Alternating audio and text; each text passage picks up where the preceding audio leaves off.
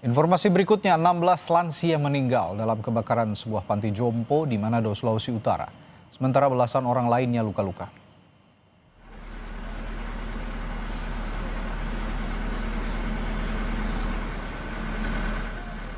Kebakaran terjadi di Panti Werda Damai, Kelurahan Ranomuut, Manado pada Minggu malam.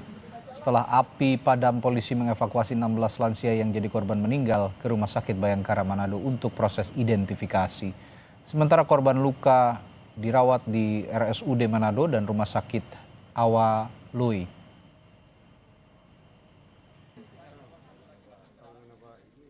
Tadi sudah diidentifikasi kembali untuk apa masih ada korban di dalam, tapi DP situasi masih akan dicek kembali. 6 armada, 6 atau 7. Polisi masih menyelidiki penyebab kebakaran Panti Jompo Damai di Manado dan olah TKP telah berlangsung sejak Senin siang. Polisi telah mengambil sejumlah barang seperti abu dan arang, kabel listrik, serta barang-barang elektronik untuk identifikasi penyebab kebakaran.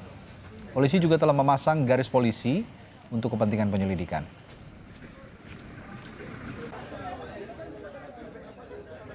Ada beberapa barang yang akan diidentifikasi lebih lanjut oleh pihak lapor.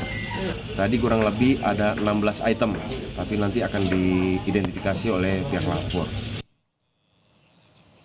Sementara itu, Polda Sulawesi Utara membuka pos antemortem di Rumah Sakit Bayangkara Manado. Keluarga korban dan warga sekitar Panti Jompo dapat datang ke pos antemortem untuk memberikan keterangan identitas korban. Sebagian besar jenazah korban sulit dikenali sehingga polisi membutuhkan rekam medis, sidik jari hingga sampel DNA. Polisi memperkirakan proses identifikasi korban butuh waktu karena sampel DNA harus dikirim ke laboratorium forensik di Jakarta. Data riwayat berobat, baik itu berobat umum maupun berobat gigi korban. Data-data yang terdapat sidik jari, data-data yang terdapat sidik jari apakah di KTP-nya atau di mana saja.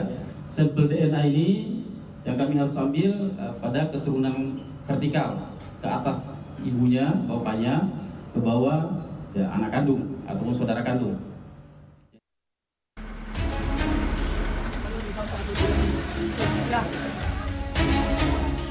16 orang lansia tewas dalam kebakaran Panti Jompo Damai di Kota Manado pada Minggu malam. Sejumlah keluarga telah berdatangan ke pos antemortem Polda Sulawesi Utara untuk menyerahkan sejumlah data korban.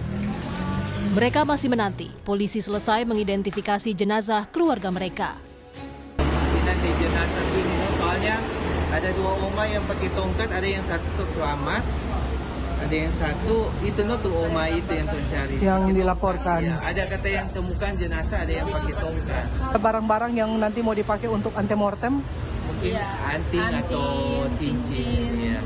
Dengan baju terakhir, dengan tongkat. Polisi mengungkap 35 orang lansia tinggal di Panti Jompo Damai tersebut. Selain korban jiwa, 15 korban luka dirawat di rumah sakit, sementara 4 orang lainnya telah dijemput keluarga pasca kebakaran. Salah satu korban selamat mengungkap, api diduga berasal dari dapur. Semua tidur kita melihat api sudah di atas kepala, langsung kita loncat. Oma bangun dari kasur? Bangun dari tempat tidur. Baru kita ambil tongkat, kita berjalan keluar. Itu api dari mana yang Oma ingat? Dari dapur. Oma bagaimana? Oma ada kekuatan itu? Ya, enggak tahu lagi kekuatan dari mana. Pokoknya kita yang biasa jenuh kita jalan dan pakai tongkat. Cuma tongkatnya yang kita bisa selamatkan. Hingga kini polisi telah mengantongi sejumlah barang dari olah TKP untuk menemukan penyebab kebakaran. Sementara itu, polisi mengakui butuh waktu untuk mengidentifikasi 16 jenazah karena harus menanti hasil sampel DNA dari Puslapfor di Jakarta. Tim Liputan, Kompas TV.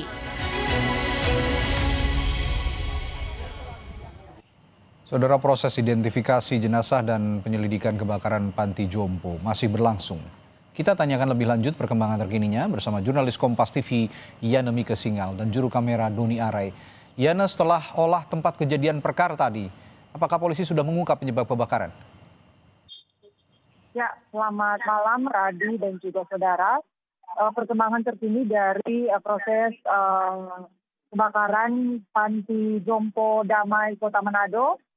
Tadi siang memang telah dilakukan proses olah TKP oleh pihak kepolisian dari Polda Sulawesi Utara bersama dengan Polresta Kota Manado. Tim yang terjun di lapangan sudah mengambil sejumlah sampel untuk melakukan proses identifikasi terhadap apa yang menjadi penyebab dari kebakaran tersebut. Namun pihak kepolisian juga menyatakan bahwa proses penyelidikan masih terus dilakukan. Hingga petang ini belum ada keterangan resmi atau kesimpulan resmi yang disampaikan oleh kepolisian berkaitan dengan apa yang menjadi penyebab kebakaran dari panti werda tersebut. Namun kami tadi sempat mewawancarai salah satu korban dari lansia yang merupakan penghuni di panti werda tersebut bahwa pada saat kejadian pada Minggu malam kebakaran diduga berasal dari bagian belakang gedung bangunan yang merupakan dapur dari panti werda tempat di mana para lansia ini tinggal dan menginap. Radi. Oke, itu tadi masih diselidiki penyebab pastinya, namun tadi ada api yang berasal dari bagian dapur ya, berdasarkan keterangan dari salah satu lansia yang Anda mintai keterangan. Saya juga ingin tahu bagaimana proses identifikasi jenazah di sana ya. Apakah ada kendala dari keluarga atau rumah sakit dalam proses identifikasi korban hari ini?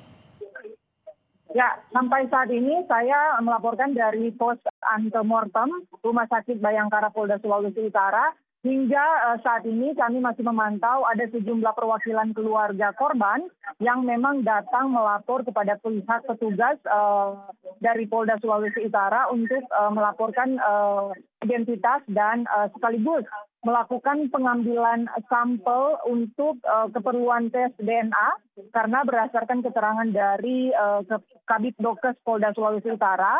Untuk proses identifikasi ke-16 korban kebakaran ini memang membutuhkan setidaknya 3 faktor, yakni rekam medik, kemudian sidik jari, ataupun tes DNA. Nah, dari 3 sektor tersebut memang yang paling memungkinkan untuk dilakukan proses identifikasi karena 15 jenazah korban kebakaran ini semuanya sudah dalam kondisi hangus terbakar, sehingga perlu proses identifikasi menggunakan tes DNA.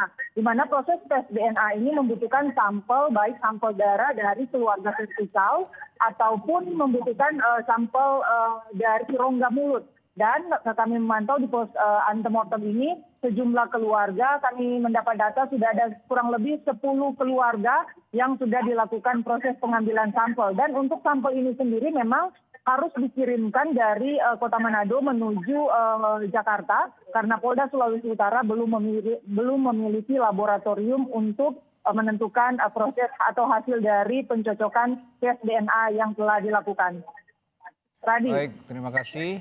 Jurnalis Kompas TV Yanomika Singal dan juru kamera Doni Arai melaporkan langsung dari Manado, Sulawesi Utara.